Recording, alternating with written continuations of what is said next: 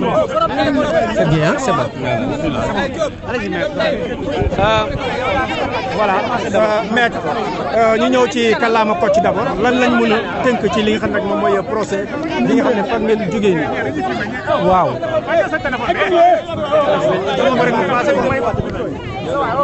léegi tey tribunal bi dafa décider renvoyer affaire bi d'office.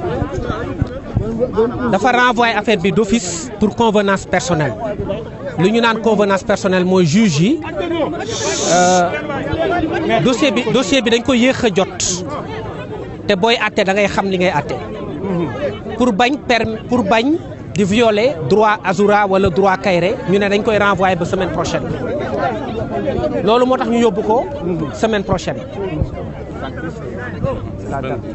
le 22 mai léegi ci kaw loolu yoon dafa ne bu fekkee ni dañu renvoyer benn affaire avocats yi am nañ droit demander liberté provisoire ci kaw loolu man maître Abdinar Ndiaye mii maître Brice Silva mii maître Ciré Clédor Ly ak maître Saïd Larifou ak ñëpp ñu ànd ak ñun ñëw demander liberté provisoire boobu gannaaw bañ ko laajee ba pare juge yi dañu ne Azoura Fall situation médicale am mayu ko muy toogaat ci prison bi pour bañ mu aggravé wu dañ koy bax mu dem ñibbi mooy bàyyi ndigandiku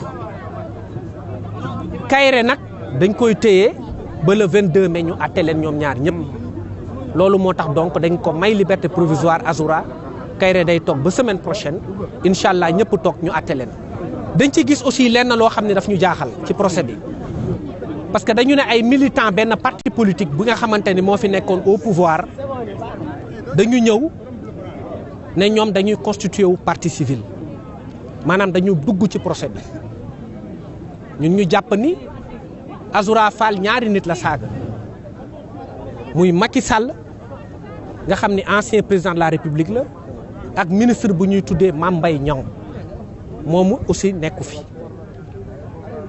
ñële ñëw ne ñoom seen militant lañ dañu saaga seen leader loolu moo tax ñu dugg suñu dossier ñu ne leen nag ñun droit moo ñu fi indi politique indi wuñ fi te tey yoon am na lu ñu jox ci dëgg parce que bu doon politique rek tey Azoura Fall du génn droit rek moo ko fi génn donc looy politique xamal ne bu duggee ci audience rek da koy yàq munoo am ndam ci booy def politique ci biir tribunal bi parce que fii droit la ñuy xool ñun nag yàlla dafa def droit boobu moom lañ plaider ak tuuti xam-xam bi ñu yàlla may ñu jëfandikoo ko ba permettre Azoura génn maintenant ñoom bu ñu ñëwee wala ñi nga xamante ni ñoo nekk seen gannaaw ci procès bi su boobaa dinañ xool ndax li ñuy wax naan ñoom infraction bi nga xamante ni dañ ko def ñoom am nañ ci loo xam ne dañ leen ci gaañ wala yooyu su boobaa dinañ ko apprécier mais li ñuy bañ rek mooy ñu polluer suñu procès mooy ñoo xamante ni dañuy ñëw di def politique te dañ leen di ñaan ñu bañ ñu indil benn problème benn incident parce que ñun xamuñu yooyu ñun droit rek lañ xam en français donc je dirais que à la suite d'une décision d'office qui a été ordonnée par les juges du tribunal de grande instance hors classe de Dakar, monsieur Azoura Fall et Kairé ont fait l'objet d'un renvoi au 22 mai, le dossier bien entendu. Le renvoi est tiré du motif d'une convenance personnelle qui ne peut pas être étalée sur la place publique. Mais en tout état de cause, les juges ne sont pas encore suffisamment préparés pour juger l'affaire parce qu'ils ont reçu le dossier très tardivement hier. Ça se conçoit bien et ça se comprend. Parce que pour juger des hommes aussi, il faut connaître ce sur quoi porte leur affaire. Donc nous nous en réjouissons. Pour nous, il n'y a pas de problème sur le principe. Maintenant, le renvoi ayant été ordonné au 22 mai, il nous est loisible, conformément à la loi, de demander la liberté provisoire. Et nous-mêmes, Maître Abdinar Ndiaye, ici présent à ma droite, Maître Brice Silva à ma gauche, Maître Ciré Clédor Ly et Maître Larifou Saïd, ainsi que d'autres excellents confrères, ont participé à demander une liberté provisoire de M. Azoura Fall et de M. Kairé. Le tribunal s'étant retiré pendant un temps plus ou moins long, malgré l'opposition du parquet, parce que le parquet s'est opposé à la demande de mise en liberté provisoire.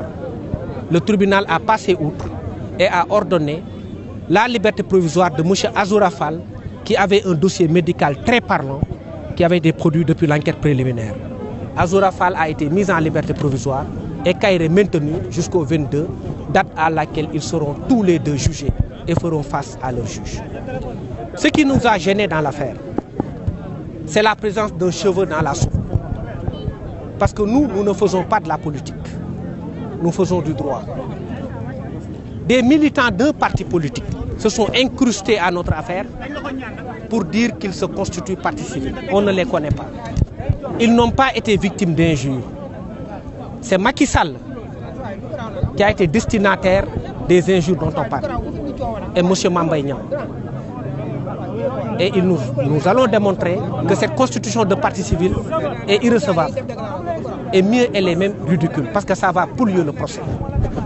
Nous ne tomberons pas dans le piège de la politisation, nous resterons sur le terrain du droit. Parce que ce qui a permis aujourd'hui à Azoura Fall de sortir, c'est le droit, ce n'est pas la politique.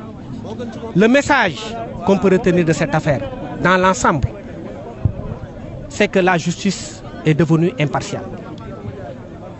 Quel que soit le bord par lequel on peut se situer, si on transgresse les normes sociales, on doit faire face à la justice. Et soyons prêts à faire face à la justice par quelque bord que ce soit. Si demain, on prend un militant d'un bord, qu'il ne crie pas sur tous les toits qu'il a été injustement arrêté. Parce que l'exemple a été donné. Le tocsin a été sonné. Azoura Fall qui est parti, qui est membre du parti au pouvoir, ainsi que Kairé ont été